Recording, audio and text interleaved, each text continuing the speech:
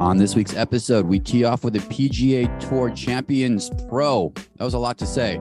Currently doing his thing on the mic for the Golf Channel and NBC Sports, NB3, Notah Begay. Let's go. Hey, this is Notah Begay III, and I'm on the One Star Recruits podcast. Yo, aloha. Welcome to the One Star Recruits podcast. I'm DK, joined as always with my best friend, Rip, of 25 years. We're one stars. We got 5 stars that come on our podcast and help us get better with life and sport and fun and leisure, all that good stuff. This week, an exciting one. We've been trying to do this for a long time. We finally did it. We got a golf guy on the pod. We're bringing Nick B back because we got a golf guy on. Woo! But I'm going to start with just a little, just off the top here, golf, fellas.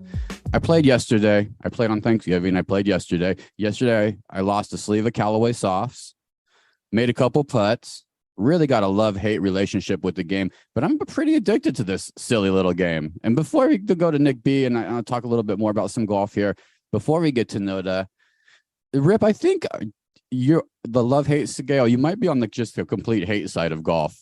I don't think we've talked about this, but where do you fall on the spectrum, Mr. Rip? No, I'm not. It's something I wanted to get more involved in. The only thing I don't like about it is how expensive it seems to be. It's not something where you can just pick up a basketball and start shooting on any hoop for basically free, the clubs and the greens fees and all that. But I think, as I get into my mid 40s and 50s, I think it's something I'm going to get a lot more active in because I want to teach my kids. That's a big thing of it too. I think when people start wanting to get their kids out there, it's really a lifelong thing. Football is one of those things where the odds are against you to even go be good in high school, much less college. And you're getting hurt. Golf's one of those things, especially if you can play with your kids. I watch Nick B and his pops Ernie. They play all the time. I know Big Ern drives Nick B nuts, but it's a great common denominator in your relationship for father-son stuff. So I really appreciate it from that one too. Nick B, I got a couple actually. We'll lead with you. What up, Nick B? How are you, bro? What up, bro? I'm really good. Thank you for mentioning that. And real quick, I think Rip's answer was a perfect little segue to early mention that the MB3 Foundation, right? There's foundations out there that are helping kids get into golf because it is expensive. Luckily for me, my brother got a job at a golf course. Otherwise, I would have never started playing the game because it is too expensive when you're young. So what up? Sorry for the long intro. What up? Very good. Nick has feelings on it. Yeah, a lot of sports too. I don't want to shit on golf because it does get, and it is that, and all those things are. But same with ice hockey. I would argue same with football. Can't just get a football and go play anymore. I think that's why soccer, European football, if you will, too, is so worldwide. We'll talk on the back half of the pod a little bit about World Cup, but I think too, it's just easy. You can get a soccer ball and some homies, and you're out there. Play football is a little harder. But shit, all good though. Nick B, so a couple golf hitters here because I got some questions that have just come up in my head lately in golf. So I'm going to throw them out to you. And Rip, you can throw your thoughts in here too. It's a couple of things. Maybe give me a true or false on some of these. I'll hit you with this first one. I don't know if this is true or not, but I feel this way. If the tee box isn't level, then the course is poorly managed. Telltale sign. Wow, that's hard to give it a straight true or false. I would say true. That's one of my biggest pet peeves too, bro. How do you have such a beautiful course and then have this lumpy tee box? I say almost any course. I think that's just a huge, we should not pay more than $20. Rip, do you have any thoughts on that one? You can say no. I mean, if you're working at the golf course, isn't that on your checklist? Is that a thing you can fix easily? You'd be surprised, man. You'd be surprised how many 20-degree angles you might line up on some of these. But I think it's if you're on a golf course and you're slanted or you're bumpy on that tee box, it's going to be very hard to find any consistency in your game. So I think that's a telltale sign to maybe move on to another course. Here's another one. There should be no penalty, Nick B, for signing an incorrect scorecard in a golf tournament. This is for the pros. Absolutely false, bro. That's like saying you don't have to go take your finals to get your degree. Like, you got to do the shit that sucks. You got to put in the time. You got to put in the work, and keeping track of your score and writing it down in those little boxes is part of the game. Could it possibly just be a bit of an archaic system where there's cameras on you now, so you don't have to do that? Or there's a lot of golf takes that we get into that are a little bit like that. But Nick B's a fan. So listeners, in pro golf, if you end the tournament, which just has happened a handful of times, and you don't sign your card immediately, penalties. It's affected some tournaments before. Dude, one of my rules in life, you got to be on time and you got to have accuracy, man. I mean, DK, maybe there's a drone like scorekeeper coming in the future, but how it is right now, man, you can't mess that stuff up. It's pretty wild. And golf's ahead of it. I think golf's ahead of it with a lot of their technology, say, versus baseball and some other sports. And it's gotten just a lot better. When people say, I don't watch golf, like, it's badass. They have the tracers and they show you all the opportunities, it's gotten a lot better. One more. Let me see. Okay. Rip, here's one. People who say dumb stuff after a drive at a tournament should be escorted off premises. One which I kind of think is still funny, but a common one is Baba Booey as soon as a drive is hit, good or bad. So a Baba Booey yell. When Tiger gets up there, a lot of times anything could be said. Nick B, you got any that jump out at you? What are some famous ones you've heard before? They're super annoying to me. That's actually what I was going to say is the Baba Booey. You got to give props to Howard Stern and the followers of him, bro. He's the one that started that. It's really funny. There's some stories about, did he and his team potentially send some girls out to the Masters to try to razz Tiger Woods back in the day? If I had to answer, I would say true. So Baba Booey, I think, is the most common one. But then people say mashed potatoes. Yeah, dude, I think those are all terrible things. Like, if you want to yell just so that your family can know that you are at the tournament or like get that type of attention, like, you're lame. Nick agrees. You should be escorted off premises if you give them mashed potatoes after. Totally agree. The drive. Yeah. It reminds me of like the old guy that walks past a line of people in the line at Best Buy at Black Friday, just saying like dumb things to people. Like, hey, you're gonna be here all day, or like that guy, like just making dumb old guy jokes, and they should be kicked out. I do actually. There's a caveat that I have to say though, and maybe I fall in that whack category, and I should be escorted off myself too. But I do love yelling on like a putt. I do love yelling, get in the hole. And I think when a lot of people yell that, like, it's kind of in good spirit, but maybe that's what she said. Too. That's what she said. Oh yeah, probably a lot of kick me off the pod. Kick me off the pod. The same dude who's at the Walmart's there saying that joke. Yeah, they get in the holes. Those are fun though too, because you feel like you're part of it a little bit. But the yells on the drive, I'm over it too. Last one. A lot of people need to learn. This one speaks right to me. Holy shit. A lot of people need to learn to love the game again and realize they're not good enough to be upset about a bad shot and need to accept they may never be as good as they think they can be. Just have fun. True or false, Nick B? True. 100% true. And I think I mentioned that to you yesterday, I think too, that like, bro, it's such a journey, this game of golf. Like, you're never going to be satisfied. You're going to get down to a single handicap and then you're going to be upset that you're not a scratch. And then I know people that are scratch, they're not happy because they didn't shoot a bogey-free round with 5 birdies. So it's never ending, dude. It's the American cycle. It's the truest thing ever. One more Bobby Jones quote. We're going to get to this interview with Notah. It's a really good one. Golf is the closest game to the game we call life. You get bad breaks from good shots. You get good breaks from bad shots, but you have to play the ball where it lies. That's my guy, Bobby Jones. It's a couple guys Nick plays with might move their balls a little bit more, though, so they're not playing that thing where they lie. I know a guy who plays true all the time, and it was a great interview. Rip, I love having a golfer on. I want more golfers on this podcast. Enjoy this interview with the one and only Notah Begay III.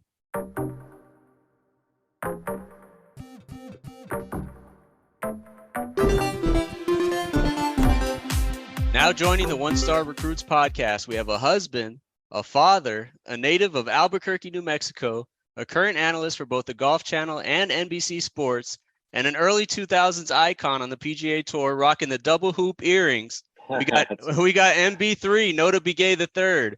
Thanks for hanging out with the One Stars, Notah. Oh, great to be with you. Glad we made it happen. And I'm getting a few requests from fans out there as I make my PGA Tour Champions debut to bring the double hoops back. So, just keep your eye in 2023. You may see them. Oh, breaking news on the One Star Recruits. I love it. I miss those things. I read they were actually a tribute to your tribal roots, which is super cool to me. And, I'm just glad NBC didn't put the clamps down on you with the dress code, man. Are we gonna see them in 2023? Yeah, we may see them. NBC's been a great corporate partner, boss, whatever capacity they exist in my life. But there's really never been any resistance from them in any way, shape, or form. They've supported everything that I do culturally for my community, and the double hoops, they didn't say anything. They actually liked them. Stylish, my man. Okay, golf. I'm going to hit it real fast. You started with the PGA Tour Champions and played a couple tourneys this fall already. I believe you're doing the part-time player, part-time broadcaster, part-time life lover. Where does your game stand right now? When is your next tournament that you'll be playing in? And Notah, if you want to break some news, my man, about your next tournament on the pod, feel free. Well, I'm really looking forward to it. It was great to get back out there competitively. I really forgot how hard it is to post a real score in tournament. And when you see Fred Couples go out there and shoot 60 in the final round, you're just like, whoa, what am I missing here? But it's very competitive out there. I'm looking forward to it. I'm looking forward to sort of a new chapter, doing so much with our Native American community initiatives under the MB3 Foundation.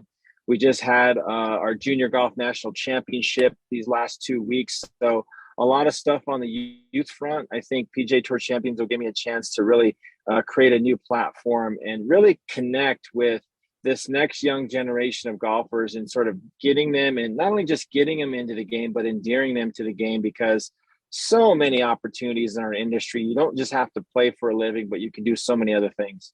Absolutely. And we'll definitely be rooting for you out there, Notah. We all three grew up in Arizona, or as we like to call it, New Mexico's cousin. I'm currently a 5 handicap with back problems, totally 100% 1-star here. My home track is a Legacy Golf Resort, kind of southern Phoenix. DK loves Ken McDonald in Tempe. Do you have any favorite courses here in Arizona? I do. Well, I'm a little partial, only because I designed it. The Sawilo Golf Club down in Tucson is probably my favorite. Go check it out if you haven't. I know somebody. Give me a call. I can get you a tee time. But the Arizona courses are extremely fun. I had a ton of fun playing in the Waste Management Phoenix Open. The years that I was playing the PGA Tour, if you even go as far up north, up to Mirabel, and some of these other, more private types of courses, but a lot of great public golf. Ak-Chin Southern Dunes is a wonderful venue just outside Phoenix. They host a lot of qualifying events. A great 36-hole facility, probably one of the best practice facilities is the Whirlwind Golf Club there just south of Phoenix. So some great choices, great public access. And Phoenix, if you like casual golf, especially in the off season, it's dirt cheap. I played in Phoenix on Monday, and I'm thinking about getting it. It's the perfect time of year right now, listeners. If you're in Arizona, if you're in the Southwest, go play a little bit of golf. We need some help, Notah. Nick B mentioned it. I also had back problems throughout really the last 5 years of my life. I know it's been well chronicled with you. And the main reason is kind of you stopped golfing had a lot to do with the back. Here's my question. What's a tip that we can activate, Nick B and I and other listeners, with, I don't want to say it's hitting scared anymore, but we're more aware of our backs at this point in time. Is there a particular warm-up? Is there a particular thing that you've learned that can help us? For me, I like to launch my driver, and I need a lot of torque for that. Is there something I should be doing before the round to make sure my back is right? Well, and don't take this the wrong way, fellas, but you need to drop a few lbs. That's the first thing that you can do. I dropped 17 pounds getting ready for the PGA Tour Champions, and the compression on my low back, I still have an 8mm herniation in my L4, L5 disc, which causes me, day-to-day pain, just kind of like what you're dealing with. But as I started to lose some weight, I just feel better in the mornings. It takes me a little bit less time to get warmed up. But to your question, yes, warm up. I think there's body weight exercises that you can learn. If you want to take a little cord out there, elastic cord, those things, you can throw them in your bag. They're easy to carry around. They're light. And there's this new device I just started working with. Tiger turned me on to it, called the Burn 180. It's this little disc that affixes to any wall or any flat surface, and then you can do band exercises at any different angle and just get your back. I just got out of a workout using that particular device. But yes, you need to warm up. If you can hop on a treadmill, if you're staying at a hotel prior to heading out to the course, do 8 to 10 minutes on that. Increase the incline every couple of minutes, and that'll get your back a little bit better warmed up, and maybe reduce chance of injury and let you hit it a little further, swing a little harder. What's your rotation, Notah? Just out of curiosity, when you do warm up, you grabbing that low wedge and working your way up like I do, or am I doing that wrong? No, I usually grab a 9 or an 8 iron, and I hit 3/4 shots until it doesn't hurt anymore. Smart. I need to start doing that, You man. know, like, you guys are there, right? It's like, all right, I know it's going to stop hurting at some point. Either I'm going to warm up or the Advil is going to kick in. One of the two things is going to happen. But Yeah. I just, sometimes it's 10, 12 balls, sometimes it's 15, 20. But as soon as I start to feel like the ball, when you warm up, will actually start traveling a little further. So if you kind of watch when you first start, if you get another 15 to 20 yards out of it, then you can probably transition into a fuller swing. Can I'd like to piggyback on that question if I could real quick, DK. So for us amateur golfers, I think it's kind of well known that when we go out there and we have an absolute prime range session, when you're just striping everything, and then you go out and hit the course and you just can't replicate it. Is it the same for you guys on tour, or is it you guys have practiced, put in the work long enough that the range sessions are all pretty solid? True. Well, I think golfers and athletes in general are pretty superstitious, and having a perfect range session is like seeing a black cat. You just don't, there'll be more golfers that'll tell you I had a great round after the worst range session of the year than I had a great range session and I followed it up with an even better round. Very few times do you ever hear that in the post-round comments on the PGA Tour. And in fact, myself, I had one of the worst range sessions of my life on the Sunday of the FedEx St. Jude. I was leading the tournament. I was the last guy on the range in the last group, and I don't hit a draw. And I started drawing it literally 10 minutes before my tee time, and I panicked. I literally panicked. And my brother was caddying for me, check my ball position. I mean, you got 10 minutes. It's like, and then it's 9 minutes, 8 minutes. I'm like, I still haven't figured it out. So with about 4 or 5 minutes left till my tee time, we walk over to the first tee, and I'm just like, look, I'm going to aim down the middle, make my swing. If I draw it, I'm playing a draw for the rest of the round. I aim down the middle, hit a striper, little baby draw on it. I'm like, okay, here we go. I'm going to hit a draw. And thankfully for me, and maybe it was fate, 12 of the 18 pins were on the back left part of the green. Beautiful. Beautiful. Notah, hey, what we're talking about golf, I'm going to stick here because I feel like I have limited options to have an expert with us here. Okay, when I'm standing over my ball, ready to hit, currently right now what's happening is head down, head down, head down, head down, head down, head down. Not the most successful, but I think it's a fairly good technique. What's your thought process when you're over the ball? What's going through your head? Yeah, I don't mind the head down, but just make sure your balance is good, because if your balance is good and your weight distribution isn't too much on your heels or too much on your toes, then that'll maintain your levels in your spine and your shoulders, which will allow you to hit more solid shots. So a nice kind of a good, proud posture and good balance, because what happens is if the weight on your way, say for instance, if the weight shifts towards your heels on the backswing, right, it's coming back toward the toes on the downswing, and then that throws your angles off, and then all of a sudden you're sort of guessing. Versus if you really focus, and it's harder than you think, but if you focus on a nice balanced weight distribution in your feet, it locks in all the other joints, your hips, your knees, and your shoulders, so that you can provide a more consistent strike on the ball each rep. I like these tips. DK always says it's all about balance in golf and in life, really. I want to touch on the origins of your foundation for a second, because you mentioned it briefly, the National Junior Golf Championship, and it's the MB3 Foundation, been going for almost 20 years now. And the goal is to help Native youth live healthy, active lives through things like physical activity, good nutrition, youth development, all those things super important to you. I'm curious, did this come about from someone that helped lift you up as a kid, or maybe something you wish you had access to growing up?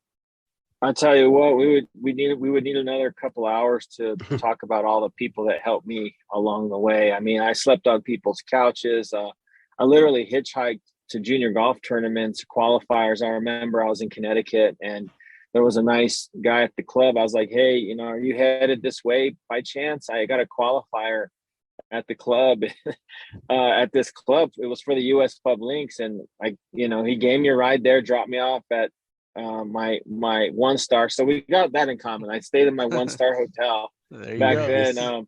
Caught a cab to the qualifier, shot the course record, got in the cab, went to the airport and took my next flight. But it's really based, my foundation is based on service. I think that one of the greatest opportunities that we have, whether they're athletes athletes, celebrities, whoever, is service to others. I think if you can really embrace that element, and it's not starting a foundation or doing anything grand, it's giving your time, to something that you care about, whether it's a cause, an organization, a person, being a mentor. I think those things are integral parts to our own personal fulfillment and makes us just as happy as it does the other party that we're serving. And that's really where my foundation started. And I tried to stay true to my roots. My Native American heritage is critically important to me, and just kind of teaching these young kids that it's okay to practice your cultural beliefs and to be proud of where you're from. You don't have to leave your culture behind to be successful in mainstream society. You can do both. I'm very close to my cultural traditions, but I'm also successful in mainstream America. And so I'm trying to just kind of set this new precedent for these young kids moving forward. It's again that balance. I mean, you're out there in so many ways, multifaceted, giving that service to others. We love to see it. Notah, we end every interview with the segment we call 1 star to 5 star. We're 1 stars, very well known. We're trying to get better with advice and tips from every guest we have on this podcast. So I want to ask just a few questions that run the gamut on a 1 to 5 star scale. Let's say 1 being the lowest, 5 being the highest. All right, these make me nervous, but yeah, go ahead. It's not that bad, trust me. Nick B up here in the upper left and I are dads like you, and DK is working on that right now. You're a proud father of 3. I think your kids are I believe you almost have 2 teenagers and a 5-year-old. So you're right in it now in the parenting game, balancing a career, travel, all of it. I know you're a great dad, but we all have, let's call them 1 star moments, right? I accidentally let my kid bite into some medicine last month that put him in the ER. Super 1 star. Thankfully, he's okay now, but probably one of the worst parenting moments for me. What's been a 1 star moment for you during your parenting journey? Something you look back on that you'd rather forget about? Well, I forgot to pick my daughter up at school once, so that's a 0 star moment. Because when you have the teacher calling you saying, "Do you have any intentions on coming to pick up your kid?" And it's not that I didn't have it on my calendar. It didn't, and the 8 reminders didn't click in when they should have. It's just, I don't know. I was a 1 star dad, and it happens. And I personally, I don't judge other parents, because if you're in the game, it is tough. And breaking even is a win, because we're usually, as dads, behind the 8 ball, especially. My wife and my son just got on a plane to Barcelona. My son's going to go over there for a couple of weeks and train for some soccer. So I've got the 2 girls with me for the next 10 days. So boys, I might be calling you for some 1 star advice, because that might be a step up from where I'm at. Oh man, I love it. Hey, we all have our moments, man, but That's right. Good luck over those next 2 weeks. That's going to be a challenge for you. Yeah. Hold on tight. Staying along on that fatherhood theme, one of your tweets recently went a little viral. It showed some vintage pics of you and Tiger Woods kind of passing the torch to his son Charlie, who played in one of those tournaments down in Louisiana. It's a great friendship between you and Tiger. He introduced you at your Stanford Hall of Fame induction. What's a 5-star Tiger story that you've witnessed and can relay about him that just sticks out from over the years, on the course or off? There's two moments. The one as a player that I will never forget is I played in the 2000 PGA Championship. Tiger won. He beat Bob May in the playoff. I finished 8th that week. I had a great week, and I was flying to the next tournament on Monday, and this was about 10 or 11 in the morning, and I called Tiger to congratulate him on his win, and we chat, and I go, where are you at? And this was Monday. Mind you, 24 hours before, less than 24 hours before, he was winning the PGA at Valhalla. And he's like, I'm on the range. I go, what on earth are you doing on the range? He goes, I'm practicing. I go, why are you practicing? He goes, I'm hitting it so good. I want to keep it going. And that just told me this guy's on another level, because most of us would have taken at least a couple of days off and enjoyed the victory, but he was back there working, grinding, trying to just find that next level that he could get to. Now, as a parent, the best thing that I've seen was at my National Junior Golf Championship, where Tiger caddied for Charlie. And I was like, I wonder how this is going to go. So I go out there the very first day the tournament starts, and Tiger's got the caddy bib on. He's got the towel over his shoulders, and Tiger's hitting his irons, and he's cleaning the clubs. He's cleaning the mud off the clubs, right? And I'm just like, this is right. We look at him as this icon in the game, and he was just being a dad. And I thought that was awesome. That is amazing. I have to piggyback and just ask the $1 million question that everybody wants to know. Do you think we'll see him play again before the end of the year, or when you see him coming out again next? He's playing in a version of the match with Jordan Spieth, and I believe it's Justin Thomas and Rory McIlroy. So I think that's coming up in like 3 weeks. And then he's going to play the Hero World Challenge down in the Bahamas, which is that 20-player field. And then he's going to most likely play the father-son with Charlie in Orlando at the Ritz-Carlton Grand Lake. So the PNC, So you're going to see him 3 times before the end of the year. And then, if he wants to contend a little more in the majors next year, he needs to play a couple events prior just to sort of knock the rest off. So maybe we'll see him at his event in LA. So that would be great for everybody. We'll take him at the Waste Management if he wants to get the party going too. Oh my God, the place would explode. That place would explode. Last one here. We talked a little bit about the hoop earrings earlier, and one thing I'm personally known for on this podcast by our listeners is my bald head. Part of it's that 1-star male pattern baldness for sure, but when I cut it real short, I feel like it actually makes me look like 7 years younger. So you had the shaved head for a while, and you have this beautiful head of hair now. You have a hat on now, but I know you got the hair flowing. When are you coming back to the Bald Head Club, Notah? On a scale of 1 to 5 stars, what are the chances we'll see that from you in 2023? No, that's a 1-star play. I never realized hair could be an asset, but I guess, in television, number one, if you're over 50 and you have it, you're way ahead of the game. But number two, if it's still dark and you can get the flow going, it's a winner. And I can't walk away from a winner. I mean, that's what Vegas tells you. Never walk away from a winner. So I'm not going to do that. And if you're 50, you don't need to dye it. I mean, you're a winner. No, right there. look, still blonde. Beautiful. Notah, you're a style Jealous. icon, Notah. If it comes out with a new polo, or you got a hat line coming up, I'm into it, man. We think you're not only really great at your job on the microphone, I think you're a style icon, my man. Listeners. Thanks. Go check out right. the MB3foundation.org for all the info on the events on the MB3 Foundation going on. There's a ton of awesome events, lots of stuff in 2023 happening. You can follow this wonderful man on Twitter at Notah Begay III. You're doing amazing work on Twitter. You're a wonderful follow. Keep it up. Anything else, Notah, you have that's going on in your world that you want to share with us? No, that's it. Look forward to getting back on the show sometime soon, and wish you guys all the best with your golf games. Go out and get it done. You're the best. You're the best. Real fast. Who's your favorite Premier League soccer team? Well, we found out you're a soccer fan. Who's your squad? Ooh, I'm kind of partial right now. I mean, I guess I kind of go against the grain because everybody out there, you pick a team and you die with that team. But, I'm a FC Barcelona fan from the start. Just the way that they played sort of around 2010 was incredible. And I think in the Premier League, I'm looking at, I like the way Man City plays right now. It would either be Man City or Liverpool, just because Salah is incredible. I love watching him. Good answer. You made Nick be very happy. No. I'm a Manchester United fan, bro. That does not make me happy. But let me ask you, Notah, I do want to ask about what position your son plays. I am curious. He plays left wing. Okay. Cool. So awesome. yeah, he's really enjoying it. It's his passion right now. He kind of looks at it like I used to look at golf, and so I'm just trying to support him. Got invited to this really cool camp at Barcelona. Is going to get to practice at Camp Nou and hang out at La Masia and all the things that these kids dream about. So it was a once in a lifetime. I had to send him, and so he's going to be doing that this week. So I'm happy for him.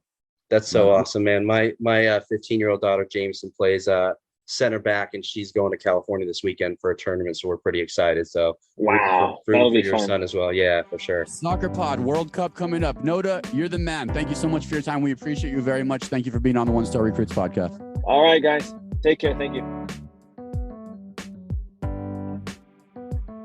All right, from some golf to some World Cup. It's happening The game of games is happening right now. It's, as we record this podcast, it's the game today is the United States versus Iran, and I'll leave this off for the second half of the podcast, and then I'll pass it over to you guys. Maybe you're more of experts, because I'm definitely not. And here's the situation for me.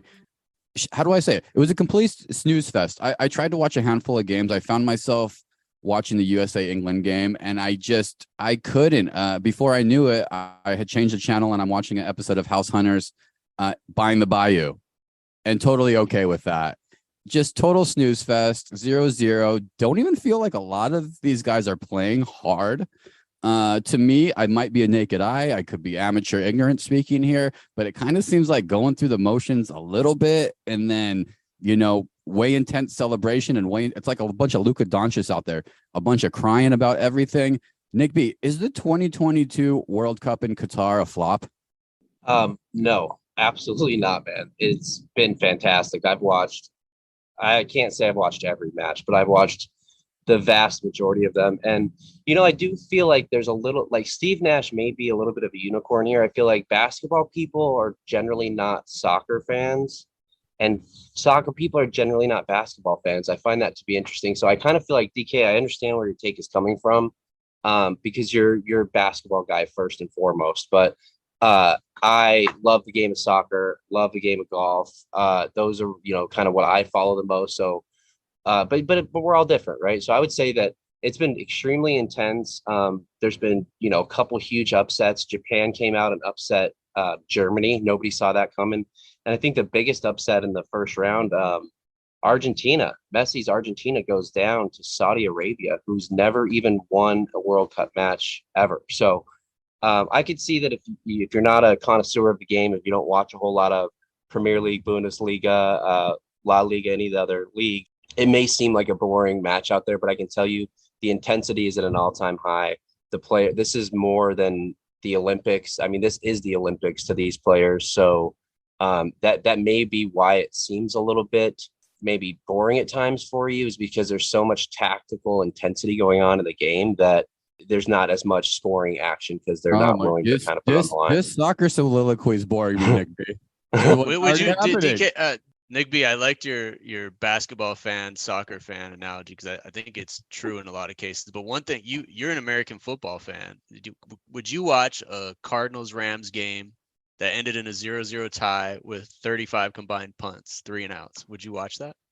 I have been to a Cardinals Minnesota Vikings tie 6-6 in live and in person. One of the most awkward times leaving the stadium, because we couldn't tell if I should cheer or not cheer. Shut up. You can't ask a Cardinals fan this question, because No, it's a great question, because I've actually been thinking about it and going back and forth. I mean, the Cardinals are my team. They've always been my team, but Manchester United is also my team. And somebody just recently asked me, like, would you rather watch Manchester United in the Champions League final or the Arizona Cardinals in the Super Bowl?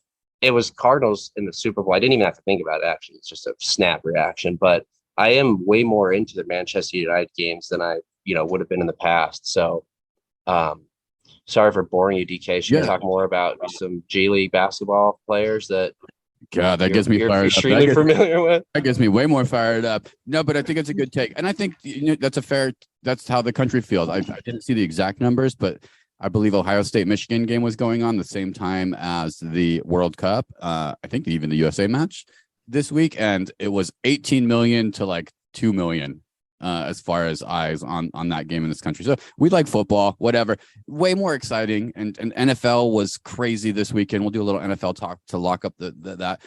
Rip, are you getting your kids? Because you mentioned kids with the golf, kids with the soccer seems like an easy activation. Nick B's got a superstar child who's going to be going to college soon playing soccer.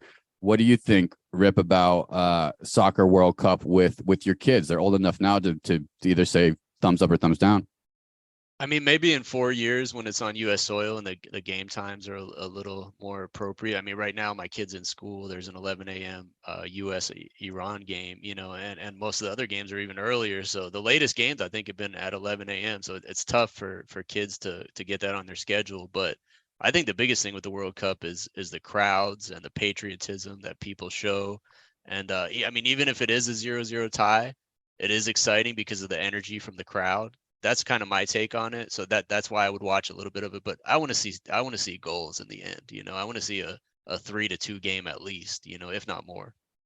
Amen. Give us some goals. World Cup. Also, let's not do World Cup in Qatar anymore. Seems like not most uncool place to do it. Let's go someplace where they actually like fun a little bit, where you can dance and wear what you want and do what you want a little bit more. Bring that thing out to Hawaii. Bring that thing to Phoenix. A lot of controversy for World Cup in Phoenix, bro. You got to give it some credit because it's multi-states. It's going to be in, I think, Chicago. It's going to be all over the United States. But great take, dude, because there's a lot of controversy going on. Qatar, the first country to ever make it to the World Cup by virtue of being the host. They actually did not deserve to be there. They didn't win to qualify to get in, which every other country does have to do. So there's absolutely some controversy going on there. But I mean, I guess the moral of that story is follow the money, right? Whoever's got the most money is going to have the World Cup. Money. And it's go ahead, Rip. Go ahead. There's all kinds of stories about how many migrant workers died building the stadiums and getting ready for this thing. So yeah, just Qatar's trash. I mean, let's move on and never have it there again, like DK said. Yeah, we're one-star political commentators, but like put it in a place that's going to have some fun. You also don't have to be a political commentator to understand logistics. And in a country that has 300,000 people is not going to be able to support 5 extremely large, brand new state-of-the-art arenas. Basically, they're going to be empty like we've seen in other places. And so, yeah, there's a little bit of logic that can be associated, not necessarily just political insight. Look at entrepreneur Nick B adding the logistics and logic into the Qatar 2022 WC World Cup. For me, a flop. Whatever. We'll see. Go USA. Okay. Any other hot takes on the World Cup? I want to move on. Rip, you got anything else to say about it?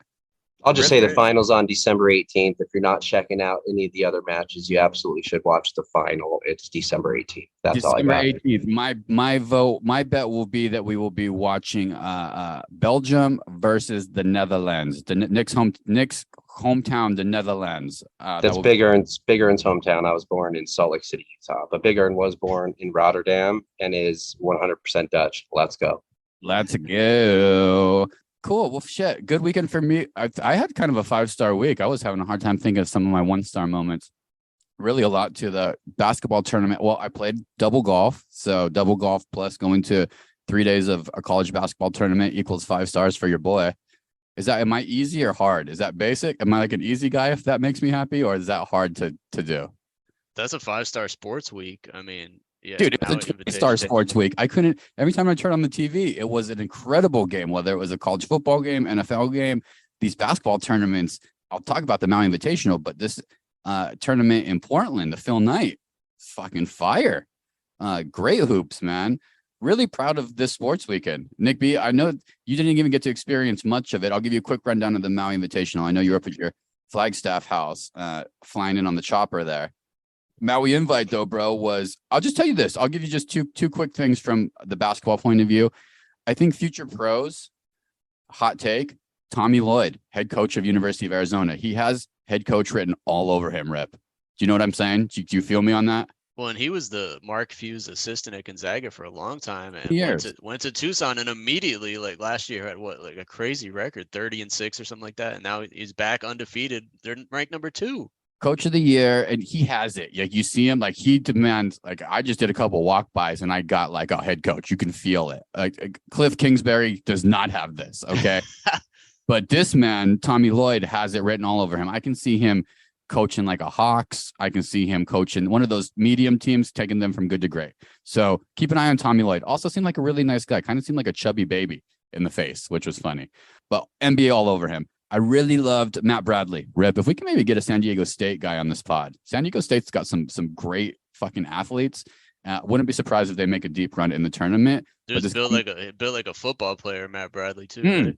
He's a fullback style guy. He creates his own space, and then he has these like soft hands, kind of like a better Wainwright on the Suns. What else do I got? Matt Bradley, I liked. Ooh, bouncy, Daniel Bacho, Texas Tech, Red Raider. Keep an eye on Daniel Bacho. In fact, Rip, actually, fun fact about the Texas Tech Red Raiders.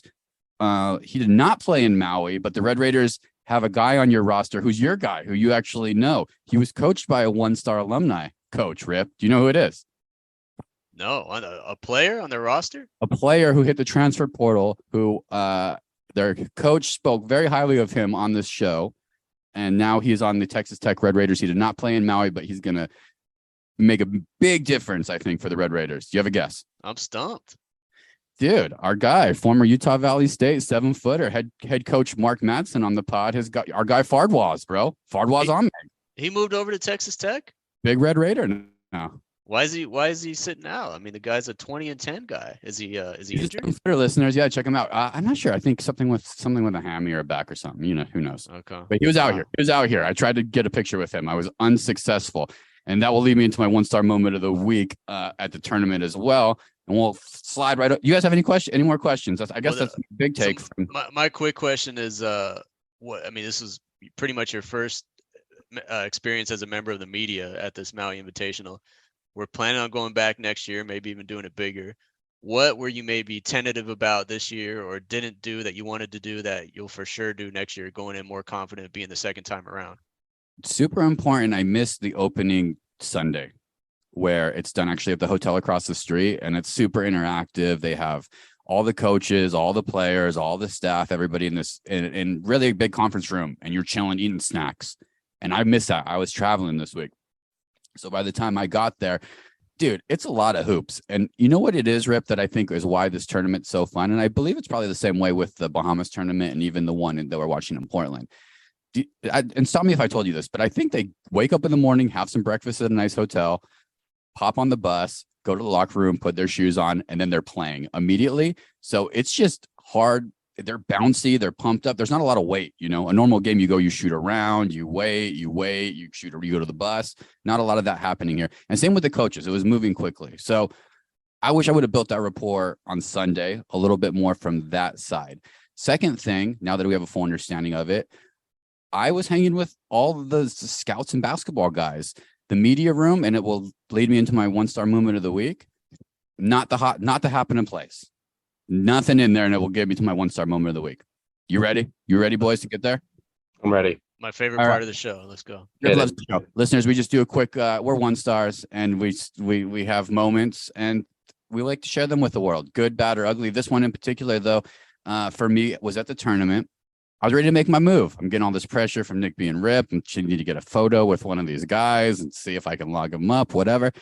So I make my move. It was in between it was a garbage game, Ohio State, Louisville. And I see our guy, Dan Schulman, Rip, who was on the podcast. Great. Lives in Toronto. Wonderful dude. Listen back to that episode if you want to check him out.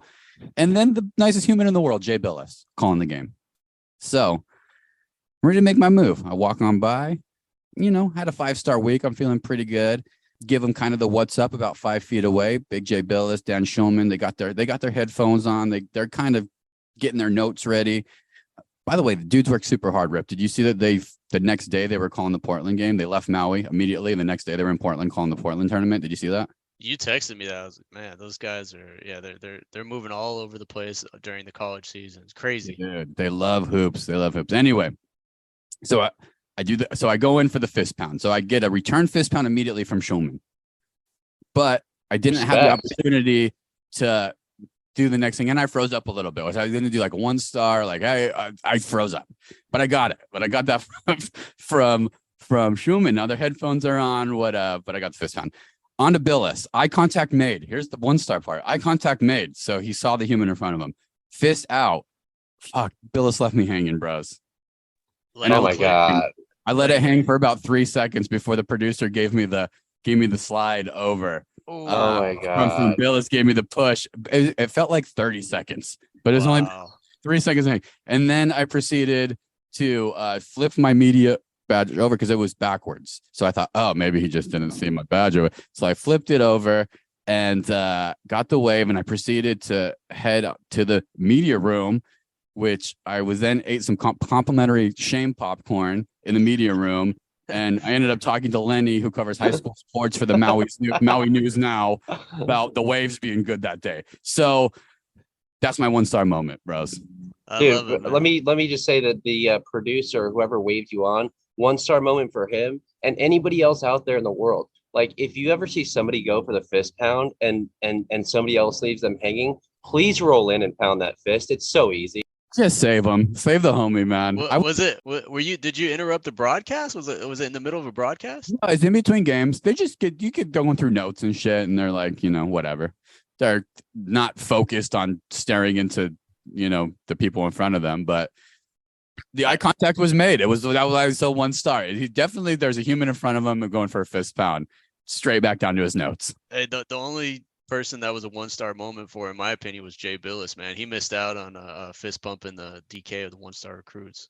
Totally he missed out on a fist pound, bro. And then totally redeemed myself. Popped in for the Arizona Creighton game, which was a great championship game. Juve obviously won. Enjoyed the whole game with my friend GM Travis Schleck of the Atlanta Hawks, former Warrior. My guy Nick Uren, he's a pro scouting coaching scout for the Warriors.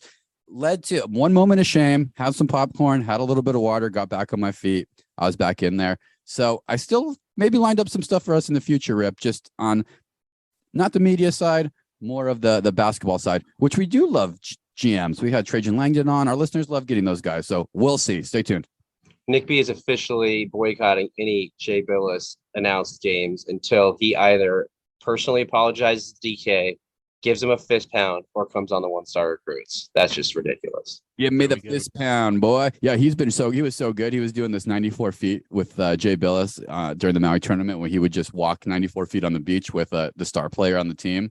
Great television. He is great at what he does. So no disrespect. It's all good. I'll take the 1-star. Jay Billis, I will still support you because I think you're really damn good at what you do. And Schulman's really damn good at what he does. So all good. You know what it is, Nick B? I'm just going to get him next year, bro. Okay. I like it. You get knocked down, you pick yourself up and right back in the same place and do it better. What you got, Nick B? What's your 1-star moment of the week? And this is the time, listeners, when Nick B says he has so many, and then I do. And okay, so I'm going to start off by saying my 1-star moment of the week is not having or to be set up here in the outdoors with planes flying over my head could be a 1-star moment of the week. Not going to use it. Nick B didn't get his. Nick B did not get his microphone set up, but he thought, hey, let's go somewhere where there's no echo. The garage last time sounded terrible, so I'm like, hey, let's go outside. It should be no echo. The volume would be way better. So, but that is not one of my 1-star moment of the week. And actually, I'm going to hop up, take a few extra minutes, probably more time than I should be allotted here, DK. But I want to give you and Rip some props because I don't even know the mathematically which number of times this is me appearing on the show, but I've been wanting to say this every time and just keep forgetting. Podcasting is so much harder than people think. I listened to your guys' show, I think, for 2 years before ever even coming on once. And my list of criticism for you, DK, because we go way back, we were roommates. My list for you and the criticism was so long. A little bit of criticism for Rip, but definitely like criticizing every single thing that DK ever did on the pod. And then I come on and I'm thinking, oh, I'm just going to be this completely authentic. I'm going to be myself. I'm going to tell the truth. And I dropped lies. Very first time I was on there, I was dropping lies. And since then, I probably haven't had a full lies. Bro, we all lies. Podcasting is hard, bro. And so I just wanted to give you guys some love before saying my 1-star moment of the week. So I'm gonna slide right into there because I know DK wants to tell me something backhanded or he wants to make a joke, but you got to give you props. I want to tell you too, Nick B, that thank you. Compliments are always lovely, and that's very kind to you. And listeners, you heard Nick B in this interview that you just listened to for his first time ever. And you know what? It's kind of sweet, Nick B. I knew you were super nervous, man, but you did it. I was so nervous to interview Notah Begay. So yeah, I was extremely nervous, thought about it all day, like 6 a.m. My wife's like, no, I'm not going to give you any advice on what you're going to talk about. I was very nervous. I was very nervous to even just be on your guys' pod without somebody. So yeah, but sure. You did it. All right. Compliments being floated all around. Give us your okay. Done with that. Okay. 1-star moment of the week. So this probably happens multiple times per week and probably happens every week. But my 1-star moment is when my daughter comes up to me and I'm either texting from my phone or I'm sending an email or whatever. And the 1-star move is actually lying and saying, oh, this is an important work text when it's not. I've done that before. It's totally a 1-star move. And so that's something that happens regularly. But I will say that this week, I even took it a step further. I'm kind of embarrassed to say this, and hopefully neither of my daughters ever listen to this. But, I was right in the middle of a text or an email. I can't remember what it was. And Lucy was asking me something. And I literally looked down and said, can't you see that I'm busy and I have shit to do? Like, who says that to your 6-year-old, bro? I told her I have shit to do. Or I was like, it might have been like, can't you see I have so much shit to do? I was like, what? It's such a 1-star move, bro. Like I was embarrassed to say it. One star parenting moment. Oh You should God. forget to pick her up at school today, like Notah did with his daughter. We just heard in the interview. Just top it off. Everybody forgets to pick up their kid from school at least once, but dude, you don't drop the S bomb to your 6-year-old, man. I'm embarrassed. I'm slapping myself in the face right now and going back on mute. Thanks. Hit on mute, but don't feel so ashamed. What kids here are hearing nowadays, dude, are that shit is the least of what they're hearing on the regular. But good, True. Be a good parenting moment. My bald-headed friend Rip here, though, is one who would never cuss at his kids ever, right, Rip? I try not to, man. They repeat everything you hear, but man, I don't think you ever have. Have you? In one moment of slip up, even had a cuss word come out? I can count on one hand, probably 2 or 3 fingers, how many times it happened. My wife's worse at it than me, but as Nick B knows, man, we all have our weak moments. So, nobody's perfect. Nick B coming live from the flight path of the Chandler Gilbert Community Airport, by the way. Yeah, he's got a private plane there at the Chandler Airport. That's why. Parked right down the street. My 1-star moment of the week also involves being a parent a little bit. My wife we have this bike seat that goes on the back of your bike that holds our toddler, a 4-year-old. And she was riding back from Target, and one of the pieces popped off where you're supposed to secure the seat. And so the seat like shot forward and the kid's like hurt. And so she rides home for, it's like a 5-minute ride. So she rides home. She says, hey, something's wrong with this bike seat. And so I pick up the piece and I'm like, oh, the piece is just not in the right place. So I put it in the slot that kind of holds the bike seat down to attaches to the rest of the bike, but it's still not right. It's still moving all around. We take the kid out. And so I'm like, all right, I'll call the company. I think we're missing a piece. We'll get a replacement. We actually went and retraced the steps, walked back to Target, see if we could find the piece anywhere, but no dice. So I call the company. I'm like, hey, we're missing this piece. Can I order a replacement? And the guy says, it's a yellow piece. This is what you're looking for. I said, it's right here. And I said, so it goes in vertically, right? And he says, no, it goes in horizontally. So long story short, the piece is in the wrong place. So I take it out, put it in the right place. Everything's good. It's a 1-star moment of the week. I went through this whole thing, called the company, was ready to fork out like $20 for a replacement piece. I had the thing and the damn thing in the wrong place. That's it, man. And you put it together originally? Is that the 1-star moment? Yeah, that's it. I put the thing together. I just couldn't remember where it went. And there was for some reason, there's 2 slots that it fits exactly in, and I just had it in the wrong one. So, luckily the kid didn't get hurt, but man, I'm on a bad streak of putting my kids in the ER and getting them hurt by my own doing. Once easy. Good stuff. We got to share with the world, especially as parents. It is funny. I got a baby here. It's funny how parents every day could be a chaotic adventure of complete 1-star moments. Then you just get that 1 5-star moment when the kid does something cool. All good in the hood. Nick B, I got ripped so good with a D's nuts joke on text. So good. Oh, I think I saw it. I knew it was coming. You went right into it. The thing is that day I got about 4 people. I'll tell you, this is so lowbrow and immature, but if you want to have any fun during the holiday seasons, I got 2 people that day. Here's how you do it if you really want to do it. I called my boy Will, who's my golf buddy, and I had to ask him if he wanted to play yesterday when we played or whatever. But he said, yeah, I'll play. I'll meet you out there at 1. I said, okay, cool, man. Hey, did you know that you're not allowed to go to the driving range at Kapalua anymore? He's like, what? I said, no, you're not allowed to go there. D told me that you can't go anymore. And he got pissed. He goes, what? Who the fuck is D? And I lost it because he was so pissed. Just walk right into it. I was like, D's nuts, motherfucker. And that was the 3rd time I got him in 2 days. The key to the success of that joke is you got to get them a little worked up with something that they care about. And be like, D told me, at the gym that you were not allowed to go. It's very, very lowbrow comedy, high payoff in the laugh return stocks. Shout out to former guest and slam dunk champion D Brown, who Brown. probably has heard those jokes his entire life. Oh, D's nuts. I can't believe it came back to me at 40. That's a good call, man. I think it's time to bring D's nuts back. Low. I've been overusing the Joe Mama. You know how you give it Joe told me that. Joe Mama. So they kind of go together, but. Oh, that's the lamest thing ever, Nick B. That one on the Joe Mama. 1 star.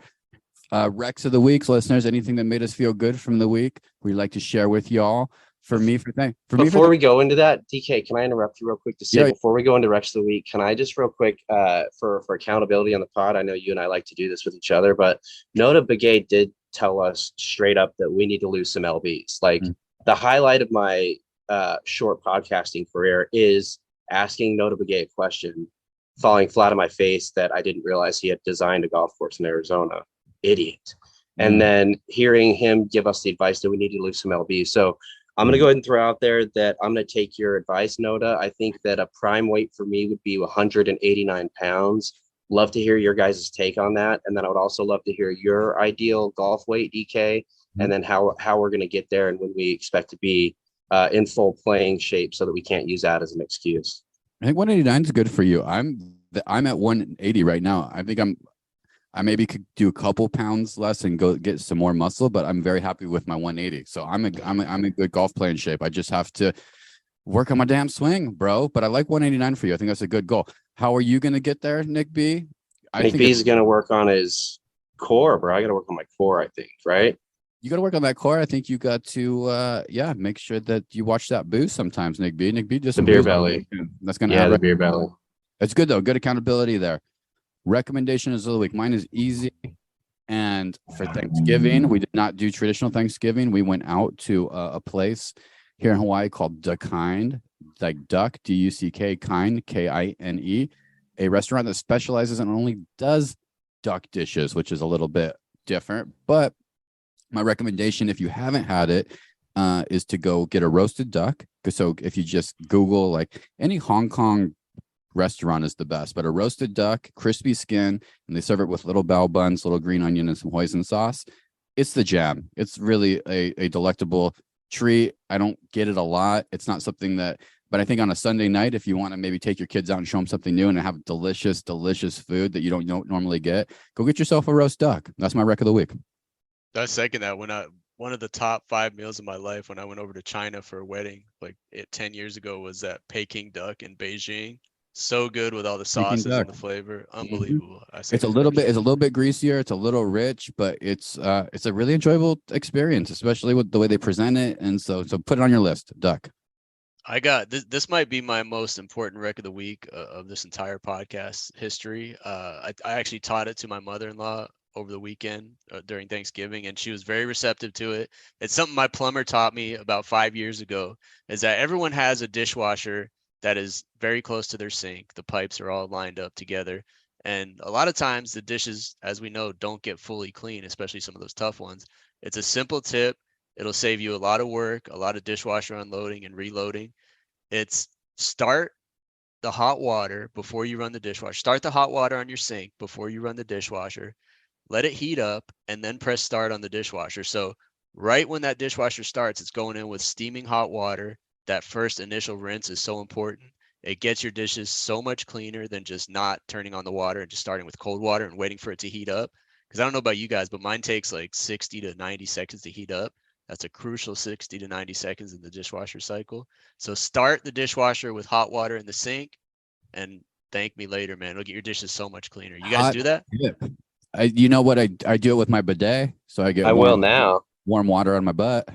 I'm telling you, man, it might be my most important recommendation ever on this pod. It helps so much. How about placement of bigger items that in my head, I think create water blockage, which don't get some of my dishes clean. For example, a cutting board put on the far, right hand, left hand side of the thing. I feel like I'm getting water blockage and I'm not getting the insides clean. True or false? I mean, dishwasher organization is a whole nother show, probably a whole nother podcast that leads to divorces between couples, fights all the time. That's a whole nother show, DK. I mean, and every dishwasher shaped differently, but I agree with you that that's probably the second most important thing about. I think I'm I feel like I'm a really bad Tetris dishwasher person.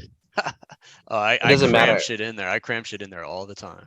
It doesn't matter how good of a job I do. It could be perfect. And she's taking them all out and rearranging them, bro, every time. And I do think you introduced me on this pod one time as the guy who rinses off his dishes, because I do. I make sure that they're clean. But with your recommendation, maybe I won't do it as often. And my wife is going to love your recommendation because she always puts those nasty dishes in there without fully rinsing them. So try it out. I can't wait for her to listen to this. Try it out and tell me if it makes a difference. Absolutely. Nick B, what do you got? What's your rec of the week, Nick B, for the people? All right. So for my rec of the week, it's a show. Pretty sure it's HBO. I should go back and check this, or maybe Rip can edit it and then tell it. I think it's either HBO or Netflix, whatever, you'll find it. But it's a documentary called Stutz, Stutz, I believe. and it's freaking amazing, bro. I can't really explain too much about it other than it's basically Jonah Hill making a documentary about his relationship with his psychologist and some tools that have helped him throughout his career. And I feel like it's a show I'm probably going to watch it a total of 10 times, for sure 3 times within this next week. It's a show that there's so much that you can take away from it. So that's my record of the week. I like it. Cool, man. Nice. Something for the mental from Nick B. Well, boys, I love you. Great golf episode. I'm going to keep at it. I'm going to make a commitment to myself with some of those tips Noah dropped, as well as I got to make good contact consistently with golf balls, and that takes practice and going to the range. So I'll keep you all posted on the social media as I continue this journey. Nick B needs to play more. So you also need to play a little bit more, Nick B. I know you're a busy man, but you need to play once a week if you can. And Rip, maybe we can get before the end of the year, 9 holes with your kid out there on the course, you think? Oh, you're only giving me about 4 weeks. Maybe end of 2023 I'll commit to. End of 2023? I need more time, DK. Okay, maybe a Top Golf session. I'm busy door dashing. When am I supposed to find time for that? Yeah, you guys are busy. Every time I say anything to Nick B, he says, I got kids and I'm busy. I get it, fellas, but I want you guys to also possibly raise golfers. Nick B, you taking Lucy to the range? I do need to take her to the range. I did take Jameson to the drive, chip, and putt challenge back when the Masters was going on, back when she was like 8 years old or something. But no, I haven't taken Lucy yet, but I definitely need to get her out there more. Get her out there. You got one, Nick B, down in Marana, Arizona, Top Golf. Rip, you got one down in LA. Hit a Top Golf if you guys have a chance. Listeners, hit us up on social media. We appreciate you so much. We're going to do our best to wrap up the year with some guests. Gets a little bit tougher towards the holiday season, like work and normal lives and normal people, they start doing stuff for holidays. But we will for sure be back week after week after week. Love it, like it, hate it. 5 stars on Spotify or Apple. It's the best way to say thank you for us. Rip, wrap this show up, baby.